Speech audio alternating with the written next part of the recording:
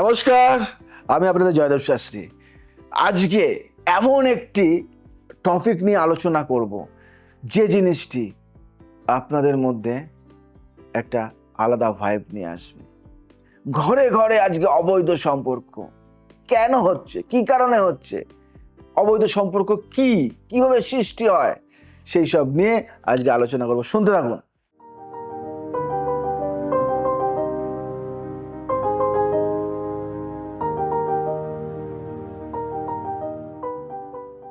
অবৈধ সম্পর্ক কারণ পরিণতি ও মুক্তির পথ, তাই না? আজকের পর্বটি অত্যন্ত স্পর্শকাতর। অনেকে এই বিষয়ে কথা বলতে লজ্জা পান, কিন্তু জয়দেব শাস্ত্রী পান না। কিন্তু সমাজের বুকে এই সমস্যা যে কতটা গভীরে শেকড় গেড়েছে তা আমরা সবাই জানি। আজ কোনো বিচার নয়, কোনো নিন্দা নয়, শুধু সত্য কথা। জ্যোতিষতন্ত্র, বাস্তব জীবন দর্শনের আলোয় অবৈধ সম্পর্ক কি?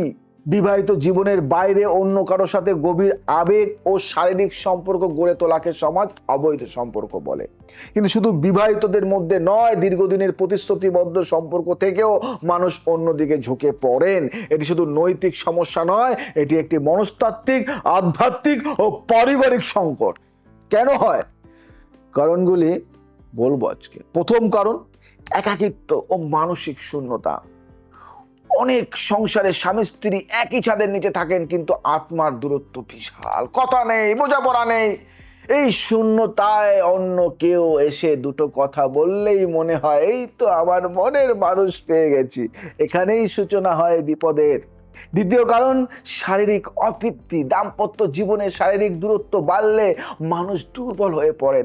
এটি স্বীকার করতে সমাজ লজ্জা পায়, কিন্তু এটি বাস্তব।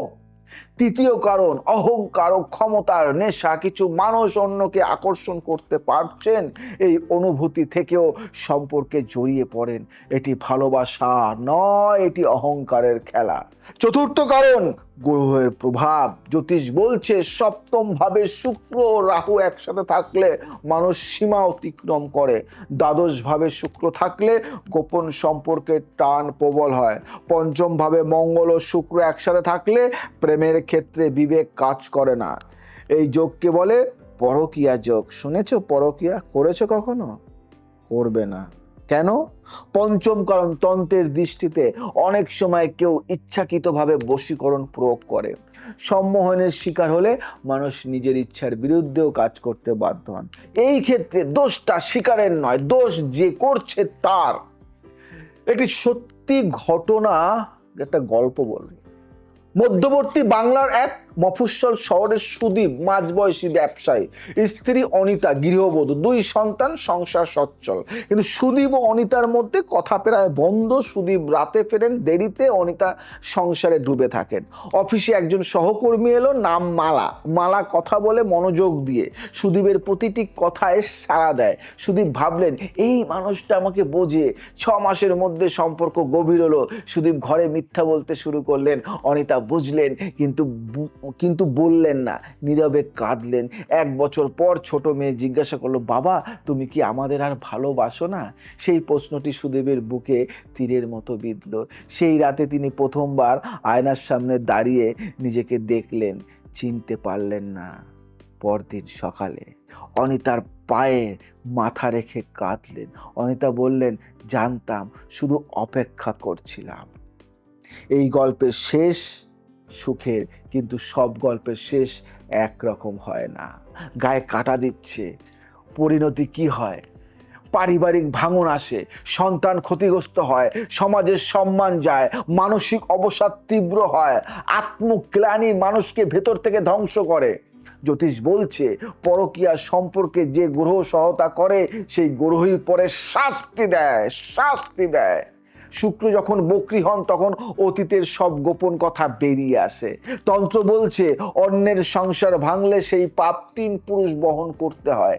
যে মানুষটি ফিরতে চাইছেন তার জন্য যদি আপনি এই মুহূর্তে উপলব্ধি করছেন যে ভুল হয়ে গেছে, তাহলে আপনি সবচেয়ে সাহসী মানুষ। ফেরার পথ বন্ধ হয় না, কখনো না।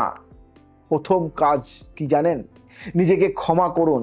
আত্মগ্লানিতে ডুবে থাকলে সংশোধন হয় না। দ্বিতীয় কাজ, সেই সম্পর্ক থেকে সম্পূর্ণ বের হয়ে আসুন।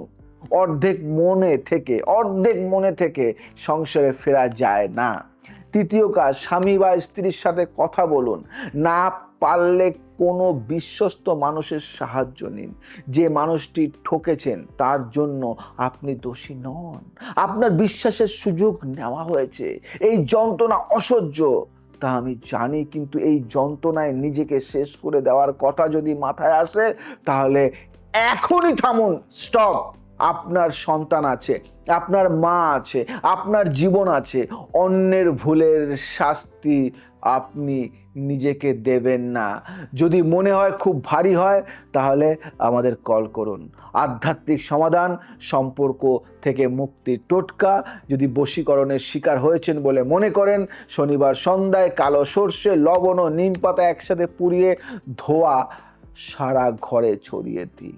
তারপর স্নান করুন। 7 শনিবার করুন। দাম্পত্য পুনর্মিলনের টোটকা, শুক্রবার রাতে 2টি সুপারি একটি লাল কাপড়ে বেঁধে বালিশের নিচে রাখুন।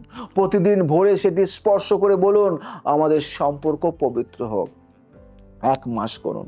মন শান্ত করার টোটকা, প্রতিদিন সকালে তুলসী পাতা খান। তুলসী মন ও আত্মাকে পবিত্র করে। সম্পর্ক বিচ্ছেদ ও মুক্তির একটা মন্ত্র বলবো, ওং নমঃ ভগবতে রুদ্রায় বন্ধন মোচনায় স্বাহা। প্রতিদিন 108 বার দাম্পত্য পুনর্মিলনের মন্ত্র শুনবেন, ওং ক্লিং উমা মহেশ্বরভাং নমঃ। স্বামী স্ত্রী দুজনে মিলে সন্ধ্যায় 21 বার মন শান্তির মন্ত্র, ওং শান্তি শান্তি হরি ও ওং তৎসহ তৎসৎ। রাতে ঘুমানোর আগে 108 বার। ভালোবাসা পবিত্র, সম্পর্ক পবিত্র। যে সম্পর্ক আড়ালে থাকে সে সম্পর্ক কখনো সুখ দেয় না। সুখ আসে আলোতে, অন্ধকারে নয়। আজকের পর্বে যদি আপনি নিজেকে চিনতে পেরেছেন তাহলে এটাই শুরু, পরিবর্তনের শুরু। বুঝতে পারলেন? ভালো থাকবেন, সুখে থাকবেন, সবাইকে ভালো রাখবেন। জয় শ্রী ঠাকুর রামকৃষ্ণ।